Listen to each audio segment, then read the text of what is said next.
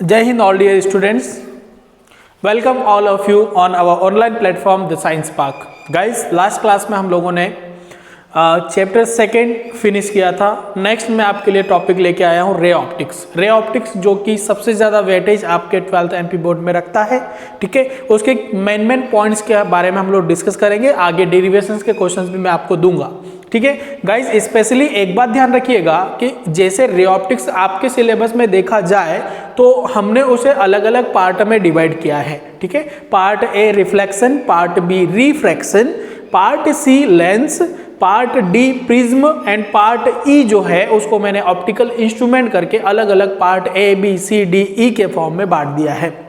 आज गाइस हम लोग डिस्कस करने वाले हैं part A reflection of light. Mainly बहुत सारी चीजें जो हैं वो आप लोग बहुत सारे की पॉइंट्स आप लोग 10th क्लास में पढ़ के आए हैं, उसी को हम लोग वापस से डिस्कस करने वाले। गाइस, शुरुआत करते हैं रे ऑप्टिक्स के साथ।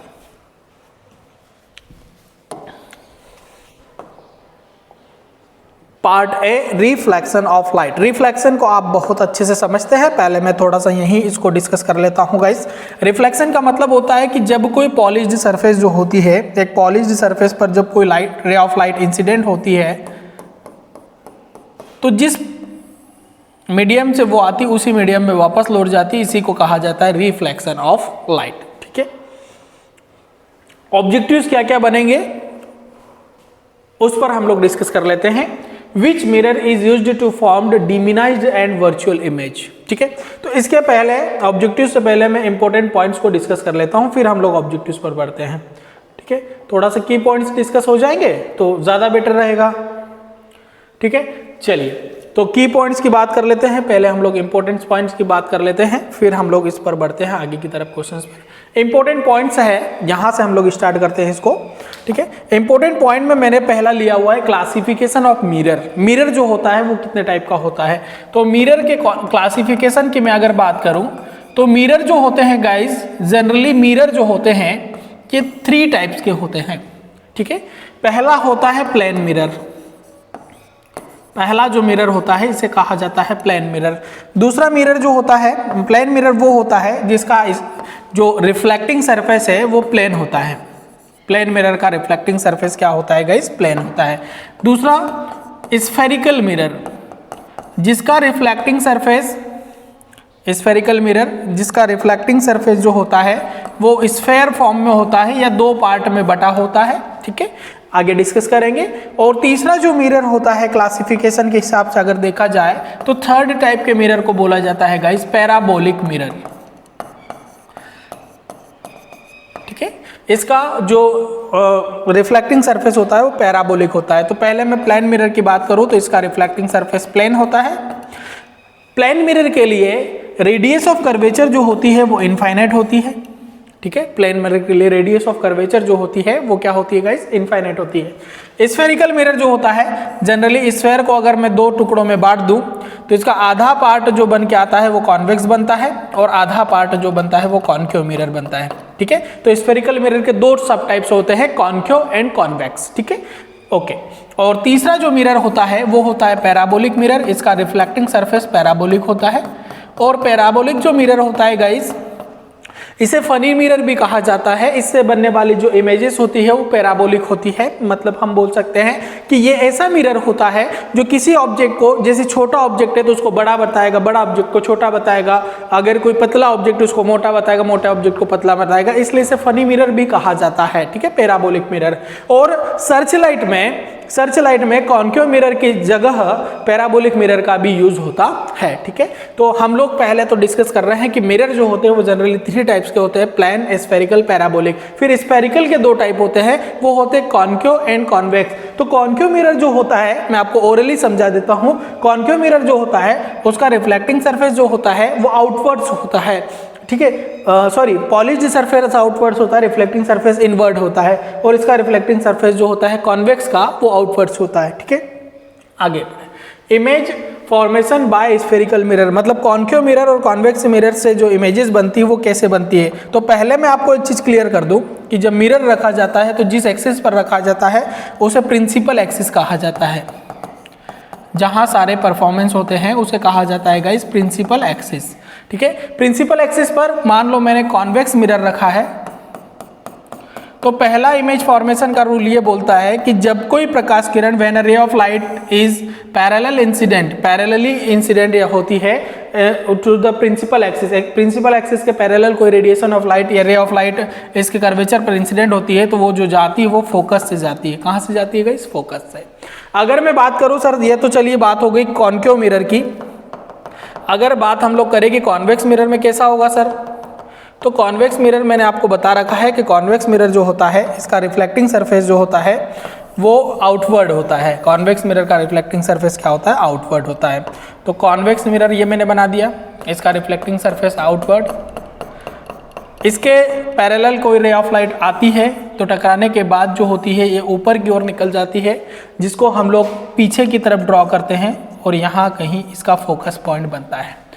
सिंस कॉन्वेक्स मिरर में जो जो इमेज बनती है वो बिहाइंड द मिरर बनती है या वर्चुअली इमेज फॉर्म होती है, इसलिए इसे हम लोग कहते हैं virtual image.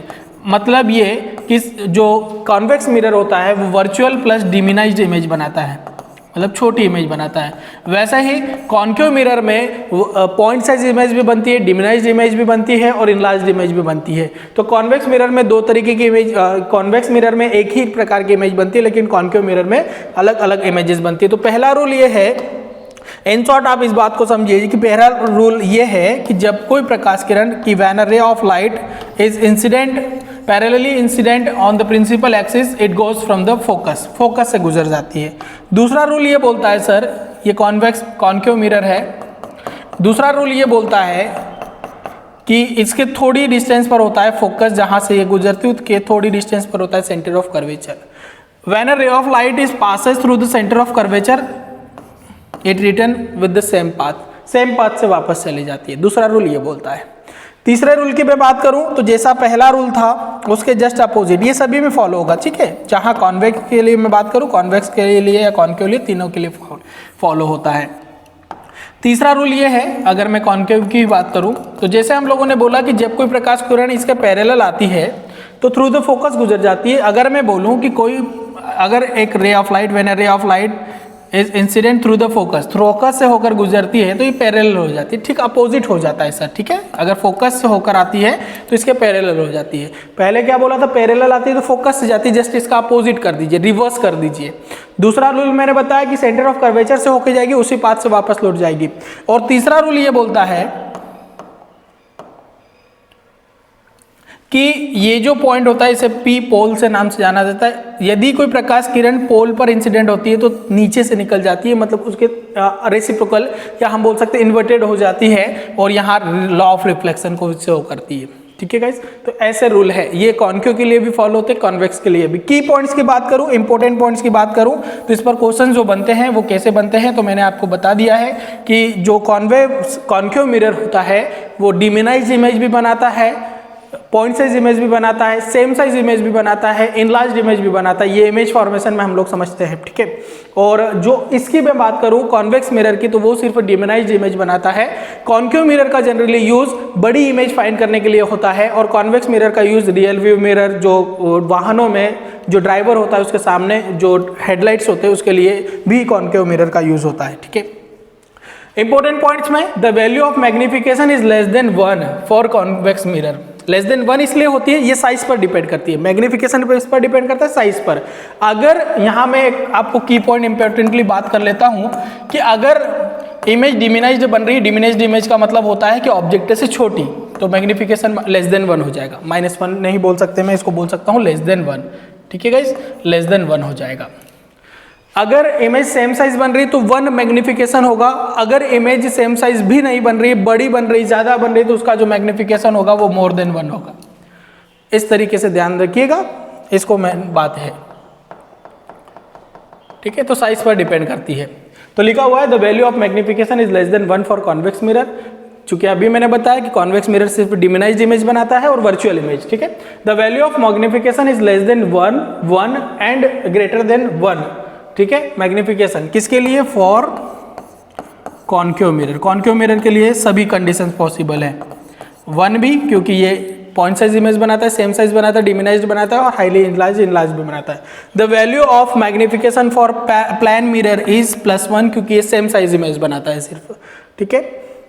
Conjugate foci is only true for real image. Conjugate foci जो होता है, कॉन्जुगेंट फोकाई किसे कहा जाता है, ये पेयर ऑफ पॉइंट्स होते हैं ऑन द प्रिंसिपल एक्सिस। यहाँ ये बताता है कि जब एक पॉइंट पर, मतलब जैसे हम लोग कॉन्केव मिरर या कॉन्वेक्स मिरर में समझेंगे, तो यदि हम लोग ऑब्जेक्ट को इन्फिनिटी पर रख रहे हैं तो उसका जो इमेज बनेगा वो फोकस पर बनेगा, और अगर फोकस पर रख रहे हैं तो इमेज इन्फिनिटी पर बनेगा। ऐसा क्यों सर? क्योंकि मैंने रूल आपको समझाया कि प्रिंसिपल एक्सिस के पैरेलल कोई रेडिएशन आती है तो अपर्चर से टकराने के बाद फोकस से चले जाती है। जस्ट अपोजिट अगर फोकस से रेडिएशन अपर्चर पर आती है तो पैरेलल हो जाती है। तो ये डिपेंड करता है। तो कॉन्जुगेंट फोकाई जो होते हैं एफ, फोकस एंड इन्फिनिटी। अब हमारे पॉइंट्स की तरफ बढ़े, जो हम लोग ऑब्जेक्टिव्स की बात कर रहे थे, डिस्कस कर रहे थे क्वेश्चंस की तरफ, उसकी तरफ हम लोग बढ़ते हैं guys. Which mirror is used to form diminished and virtual image. तो अब आपको क्लियर हो गया होगा कि कौन सा मिरर होता है। तो ये होता है कॉन्वेक्स मिरर, चूंकि मैं इसको समझा चुका हूं आपको बेस्ट तरीके से।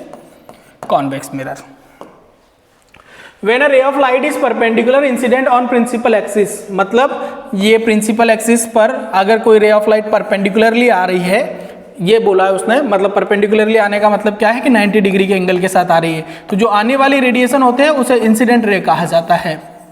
इंसिडेंट रे, ठीक है, परपेंडिकुलरली हो रही है। तो then what will be the value of angle of reflection. तो हम लोगों ने law of angle of reflection में पढ़ा कि angle I is equal to क्या होता है, angle I is equal to होता है सर एंगल आर। तो जितना आई होगा उतना उतना क्या होगा, आर होगा। तो एंगल आर की वैल्यू भी कितनी हो जाएगी सर, 90 डिग्री, ठीक है। ये आंसर होगा हमारा। Next, What is the relation between radius of curvature and focal length। अभी जो मैं बात कर रहा था कि मान लो एक मिरर है, जब कोई प्रकाश किरण या रे ऑफ लाइट इसके पैरेलल आती है तो थ्रू द फोकस गुजर जाती है, और दूसरा जितनी दूरी पर पोल से फोकस होता है, क्योंकि ये मिरर है तो जितनी दूरी पर पोल से फोकस होता है उतनी दूरी पर पोल से radius of centre of curvature होता है। यहाँ से पोल से फोकस तक की डिस्टेंस को फोकल लेंथ, पोल से रेडियस सेंटर ऑफ कर्वेचर तक की डिस्टेंस को रेडियस ऑफ कर्वेचर। तो आपको दिख रहा होगा कि यहाँ मैं अगर देखूँ तो इस फॉर्म को मैं अगर देखूँ तो PC इज इक्वल टू बन रहा है आपका CF प्लस PF। तो PC कितना है, R है, PF कितना है, यहाँ तक की डिस्टेंस F है, सेम डिस्टेंस आगे भी फॉलो होते हैं, इतना F इतना भी F है, तो R इज इक्वल टू बनता है 2F, और यहाँ से आप अगर F इज इक्वल टू निकालेंगे तो बनेगा R/2। ये सिर्फ मैंने आपको समझाने के लिए बताया है। अगर मैं इसे प्रूफ करता हूँ तो बहुत अलग लेवल होता है, वो अलग तरीके से प्रूफ होता है, ठीक है गाइस, तो ध्यान रखिएगा। ये तो मैंने आपको समझाने के लिए बताया। आंसर मेरा हो जाएगा F is equal to R/2, मतलब focal length radius of curvature की हाफ होती है। Next, which mirror is used to get enlarged and virtual image. तो वो कौन सा मिरर जो होता है, कॉन्केव मिरर। इसमें वर्चुअल इमेज भी बनती है, कॉन्केव मिरर। वर्चुअल इमेज सिर्फ एक कंडीशन में बनती है, जब ऑब्जेक्ट जो है कॉन्केव मिरर के बिल्कुल पास में रखा जाए, ठीक है। इसे अब जब ऐसी कंडीशन होगी तो इसे स्क्रीन पर ऑब्टेन करना बिल्कुल इम्पॉसिबल होगा। In which position object is placed when image is not obtain. अभी जैसे मैंने आपको बोला, क्वेश्चन की बात ही कर रहा था मैं। In which position object is placed when image is not obtain on the screen which is formed by concave mirror. Concave mirror मतलब कॉन्केव मिरर से जो फॉर्म्ड नहीं होती है। तो when object is placed between focus and pole, तब वो पास में रखेगा, ठीक है, तो इमेज फॉर्म नहीं होगी। Conjugate foci is only true for which kind of image. तो अभी हम लोगों ने पढ़ा था की पॉइंट्स में, रियल इमेज के लिए कॉन्जुगेंट फोकाई होती है। How is the value for magnification of real and virtual image. क्योंकि आपने देखा कि जो रियल इमेज बनती है वो मिरर के इस साइड बनती है, और वर्चुअल इमेज मिरर के पीछे मीन्स बिहाइंड द मिरर बनती है, और इसमें इन फ्रंट ऑफ मिरर बनती है। तो इस साइड की सारी वैल्यूज नेगेटिव लेते हैं, तो मैग्निफिकेशन जो होगा वो रियल वैल्यू के लिए नेगेटिव होगा, और जो वर्चुअल इमेजेस है उसके लिए पॉजिटिव होगा। ये मैग्निफिकेशन रूल है। Which mirror is used as rear view mirror in vehicles. तो रियर व्यू मिरर में कौन सा यूज होता है, कॉन्वेक्स मिरर, क्योंकि ये डिमिनाइज्ड इमेज बनाता है। जहां ड्राइवर बैठता है, ड्राइवर के सामने एक मिरर लगा रहता है, उसे रियर व्यू मिरर कहा जाता है guys. What is the radius of curvature for plane mirror. थोड़ा स्पेलिंग मिस्टेक है, ध्यान रखिएगा। प्लेन मिरर, तो रेडियस ऑफ कर्वेचर कितना होता है, तो अभी मैंने बताया इन्फिनिटी, और मैग्निफिकेशन की बात करें तो +1। What is which mirror is used in search light besides of, मतलब कॉन्केव मिरर की जगह किसका यूज होता है? तो आपने अगर सेशन को समझा हो तो मैंने बताया था सर्च लाइट में पैराबोलिक मिरर भी यूज होता है। Relation between focal length and radius of curvature is F is equal to R by 2, अभी हम लोगों ने डिस्कस किया था। मिरर्स फॉर्मूला होता है 1 by F is equal to 1 by we plus 1 upon U. ये डेरिवेशन में मैंने प्रूफ करके भी बताया है, आप अगर देखेंगे तो आपको मिल जाएगा। ठीक है, यहाँ एफ फोकल लेंथ होता है, वी जो है पोल से इमेज तक के डिस्टेंस को रिप्रेजेंट करता है, और यू जो है वो पोल से ऑब्जेक्ट तक के डिस्टेंस को रिप्रेजेंट करता है गाइस। ठीक है, दूसरा साइन कन्वेंशन रूल भी याद रखिएगा, अगर ये मिरर है तो इसकी लेफ्ट साइड की सारी वैल्यूज नेगेटिव और राइट साइड की सारी वैल्यूज क्या लेते हैं? पॉजिटिव। ये भी ध्यान रखिएगा साथ में। Next, linear magnification formula. तो लीनियर मैग्निफिकेशन फॉर्मूला की अगर मैं बात करूं तो linear magnification formula m is equal to होता है size of image to the size of object, और अगर डिस्टेंस के रूप में लिखे तो v बाई यू होता है।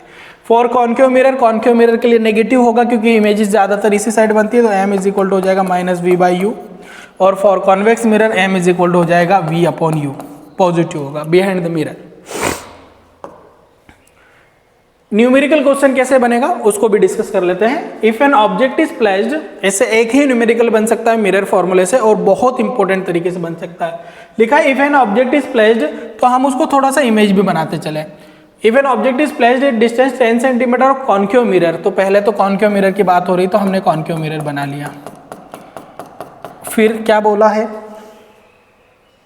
उसने? बोला है कि अगर एक ऑब्जेक्ट जो है कॉन्केव मिरर के सामने 10 सेंटीमीटर की डिस्टेंस पर रखा हुआ है, 10 सेंटीमीटर ये ऑब्जेक्ट रखा हुआ है, ये हमारा ऑब्जेक्ट हो गया। आगे लिखा है of radius of curvature 20 centimetre, मतलब जो रेडियस ऑफ कर्वेचर कहाँ तक की डिस्टेंस को शो करता है? सी तक की डिस्टेंस सेंटर ऑफ कर्वेचर, ये कितना गिवन है? 20 सेंटीमीटर। तो जो गिवन है पहले मैं उसी को फाइंड कर लूँ, पहले उसको लिख लूँ। गिवन है r is equal to 20 centimetre, चूंकि मिरर के लेफ्ट साइड पर है इसलिए नेगेटिव आएगा। ऑब्जेक्ट की पोजीशन u गिवन है, कितना दिया है? 10 सेंटीमीटर, वो भी नेगेटिव आएगा गाइस। ठीक है, of 20 radius of curvature given है। Then find the position of image, तो हमें पोजीशन ऑफ इमेज फाइंड करना है। क्योंकि मैंने अभी एक चीज आपको बताई कि फॉर्मूला जो होता है मिरर फॉर्मूला, वहीं से हम लोग तीसरा चीज फाइंड कर सकते हैं। तो बाय मिरर्स फॉर्मूला क्या होता है? Mirror formula 1 by F is equal to 1 by we plus 1 upon u. हमें position of image means v का वैल्यू फाइंड करना है, तो 1 by we is equal to हमारा फॉर्मूला हो जाएगा 1 बाय एफ, इसके साथ पॉजिटिव में है नेगेटिव में चले जाएगा। आप चाहे तो पहले इसी को सॉल्व कर लीजिए, तो 1 by we is equal to value नहीं रख के सॉल्व करो, तो पहले इसी को सॉल्व कर लो। दोनों का जो एलसीएम होगा वो दोनों का मल्टीप्लिकेशन होगा। सॉल्यूशन इसका इधर u माइनस क्या हो जाएगा गाइस? f हो जाएगा। क्रॉस मल्टीप्लिकेशन होकर सॉल्व होगा। आगे मैं इसको करूँ सॉल्व तो ये हो जाएगा 1 by we is equal to, हमें तो v का वैल्यू निकालना है, तो मैं क्या कर सकता हूँ? इसको रेसिप्रोकल कर दूंगा। ठीक है, अपोजिट हो जाएगा, तो v इज इक्वल टू हो जाएगा uf upon u minus F. Value रख दीजिए। अब आपके पास एक पर्टिकुलर फॉर्मूला बन के तैयार हो गया है। u का वैल्यू कितना है? तो बात करें अगर u की वैल्यू की बात हो रही है तो u कितना है? u है -10 इंटू -20, ठीक है, -20 है अपॉन में -10 माइनस ऑफ 20। सॉल्व करें तो ये हो जाएगा माइनस माइनस प्लस, ऊपर हो जाएगा 200 डिवाइडेड बाय -10 प्लस हो जाएगा गाइस 20। ठीक है, माइनस माइनस प्लस हो जाएगा, तो 20 माइनस 10 कितना हो जाएगा? 10 हो जाएगा। तो v इज इक्वल टू हो जाएगा 200 अपॉन 20। तो इसकी जो वैल्यू मिलेगी वो आपको मिलेगी 20 सेंटीमीटर। कैसी वैल्यू मिलेगी? 20 सेंटीमीटर, जो कि प्लस की होगी। ठीक है गाइस, इसमें से इसको माइनस कर दिया तो हमारे पास आंसर जो आया वो v is equal to 20 centimetre आया। अब इस कंडीशन में ध्यान रखिएगा कि जो हमारी इमेज बनी वो कहाँ बनी? तो इमेज जो हमारी बनी वो बिहाइंड मिरर बनी, क्योंकि पॉजिटिव वैल्यू आ रही है, ये ध्यान रखना, पॉजिटिव वैल्यू आ रही सर। अब पॉजिटिव वैल्यू आ रही तो इसका इफेक्ट क्या गिरेगा? इसका इफेक्ट गिरेगा नेचर पर। किस पर गिरेगा? नेचर पर। आगे हम लोग बात करें मैग्निफिकेशन भी फाइंड करना है, तो मैग्निफिकेशन इज इक्वल टू हो जाता है, चूंकि इमेज बाहर की साइड बन रही तो m is equal to directly formula जो होगा वो v बाई यू रखूंगा। अगर इस साइड इमेज बनती तो माइनस v अपॉन यू रखता मैं। तो क्या वैल्यू आया है, वैल्यू आया है आपका 20/u का वैल्यू है -10, 20/-10, तो m इज इक्वल टू हो जाएगा, माइनस ऊपर चलेगा, 0 से 0 कैंसिल, तो -2, ये मैग्निफिकेशन हो गया गाइस, -2 लेस देन 1 है, 1 से कम है। नेचर पूछा है, तो नेचर की बात करूँ, चूंकि बिहाइंड द मिरर इमेज बन गई है, तो नेचर क्या हो जाएगा गाइस, तो नेचर आप बहुत अच्छे से समझ सकते हो कि बिहाइंड द मिरर बन गई है इमेज, तो इमेज जो बनेगी वो कैसी बनेगी, वर्चुअल इमेज बनेगी। और वर्चुअल के साथ साथ ये इमेज जो होगी वो सीधी बनेगी, क्योंकि बिहाइंड द मिरर बन रही है, तो वर्चुअल प्लस इरेक्ट हो जाएगी। ठीक है गाइस, ठीक है। नेक्स्ट है, तो ये हम लोग डिस्कस कर ही चुके थे, इंपॉर्टेंट पॉइंट्स भी डिस्कस कर चुके थे। ठीक है, okay guys, thank you so much. ये मेन पॉइंट्स थे हमारे।